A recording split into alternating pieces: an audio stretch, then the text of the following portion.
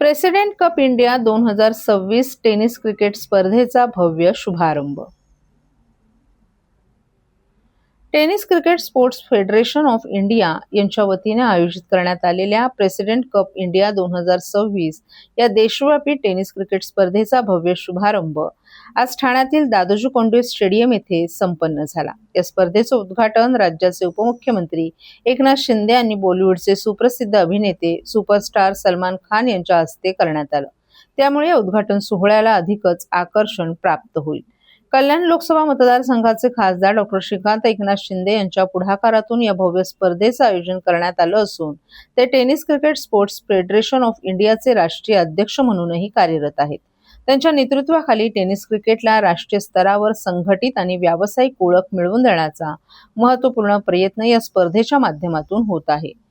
ITCSFच्या माध्यमातून देशभरातील tennis cricket खेळाडूंना मोठं व्यासपीठ उपलब्ध करून देण्याच्या उद्देशानं या स्पर्धेची सुरुवात करण्यात येत आहे. येत्या 31 मार्च ते 5 एप्रिल या कालावधीत देशातील विविध राज्यातील 16 संघांमध्ये ही स्पर्धा रंगणार असून मोठ्या संख्येनं खेळाडूंना आपली गुणवत्ता सिद्ध करण्याची संधी मिळेल. प्रेसिडेंट कप इंडिया या स्पर्धेची बक्षीस रक्कम 40 लाखांवरून थेट 1 कोटी रुपयांपर्यंत वाढवण्याचा ऐतिहासिक निर्णय ITCSFनं घेतला आहे.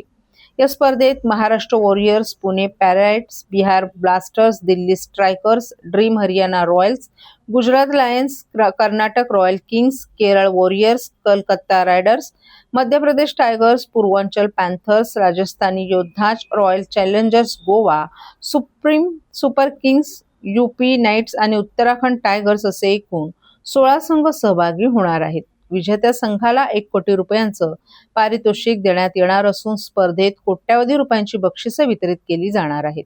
टेनिस क्रिकेट हा सर्वसामान्य तरुणांचा खेळ असून ग्रामीण आणि शहरी भागातील अनेक प्रतिभावान खेळाडूंना राष्ट्रीय स्तरावर चमकण्याची ही सुवर्ण संधी ठरणार आहे. उद्घाटन सोहळ्याला क्रीडा क्षेत्रातील मान्यवर, विविध संघांचे खेळाडू तसंच मोठ्या संख्येनं क्रिकेटप्रेमी उपस्थित राहणार असून प्रवेश विनामूल्य ठेवण्यात आल्याचंही सांगण्यात आलंय.